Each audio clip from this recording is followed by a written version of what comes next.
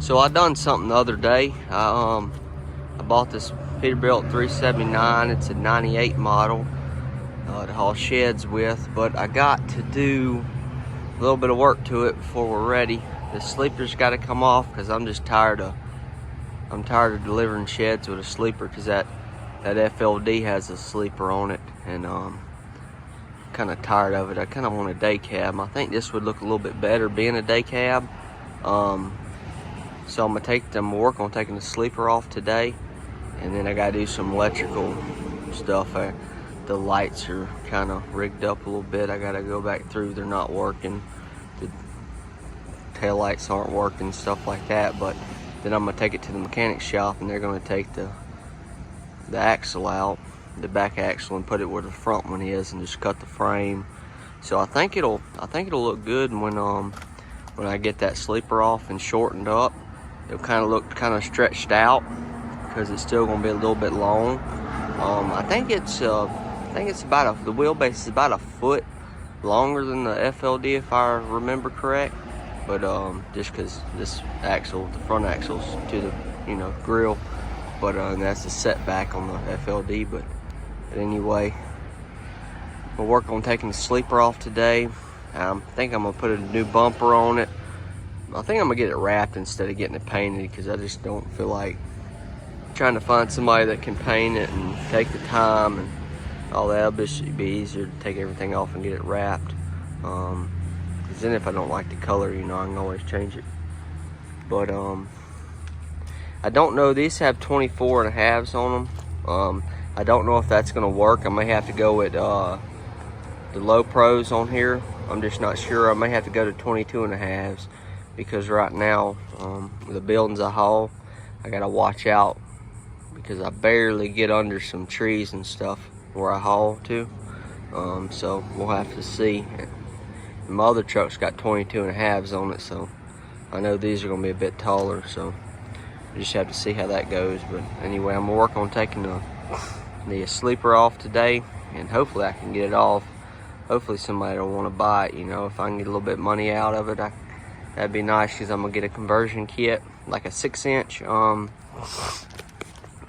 conversion kit, where I'll have a little bit more room. But I gotta get I'm just gonna buy a whole new step box.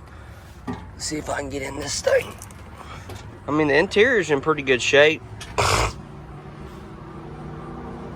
I gotta get the guy has the cover and all that for down there. It's got an N14 Cummins. It's a red top, like the FLD is N14 Cummins, but it's not a red top. But I mean, the sleeper's real nice. I just don't have time. I mean, I don't feel like dealing with it. I'm up in tight places, subdivisions, and little roads and stuff, and I'd rather have a day cab.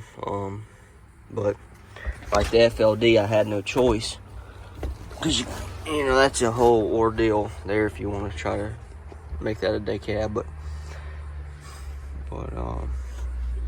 I like it because it's got a tilting, telescoping wheel. Where I had to go on the FLD, I had to go to the junkyard and get a new steering column that was a tilt. But the telescope is still seized up. I never got that unstuck. But it's got a radio in it. I mean, the interior is pretty daggum good shape. The dash isn't cracked or anything. It needs some, a little switch letters and all that. But it doesn't have Jake brakes, though. That's what I said I was never going to buy another truck that didn't have Jake brakes, but because I do a lot of stop and just like stop and go, so just eats the brakes up. But I got a pretty good deal on this one, so I said I can maybe go without it a little bit longer, but might get them added one day. They're kind of expensive though. Can't find nobody that really wants to add them to it, but maybe one day I'll get it done. But I got some electrical issues in here that the lights aren't coming on. I noticed the wire under there was kind of, you had to wiggle it to get the headlights on, so it's just a simple little wiring issue, I think. Maybe a fuse or something. Well, it wouldn't be a fuse if you shake the wire and it works, so it's a short somewhere. But other than that, it runs good. It's got an 8-speed, Eaton Fuller. It's kind of a little bit different than what I'm used to. The FLD has a 10, so when I'm driving, I kind of want to go to 6, you know, but I gotta retrain my brain to go 1, 2, 3, 4, and then split it and go back. Where 7th would be is 5th, so it's kind of, I've only driven it like 15 miles, so, you know, gotta get used to it, get the 10-speed out my head, but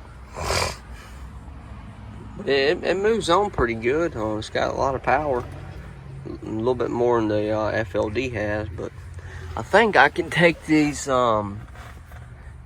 little button caps down, and then I should be able to access the little union deal in here. I've never done this before. This is actually the first time I've been in a Peterbilt, like, shoot, since like 2002. You know, other than when I looked at it to buy it the other day, but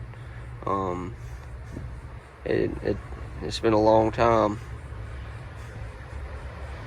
But yeah. Well, I take that back. The guy that used to haul the sheds down here, I rode with him one time on a delivery. So, and he had a little 379 day cab single axle, but I'm not sure what year it was.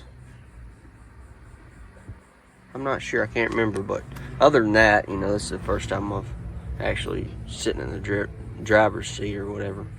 But because my dad used to have I think about 7 of them back in the day, all in mobile homes. But yeah, finally found a decent deal. And I'm gonna turn it to a single axle, and hopefully it goes pretty good. But I'm gonna take all them off, and I'm hoping I can just throw like a block under the cab, and then unbolt the cab, and then take the forklift over here if it'll crank. And I got extensions on the forks, so I can just put them under the cab, under the sleeper, and pick it up, because there is a wet kit on here, a tank, so gotta watch out for the tank and the cab, you know. But yeah, we'll see.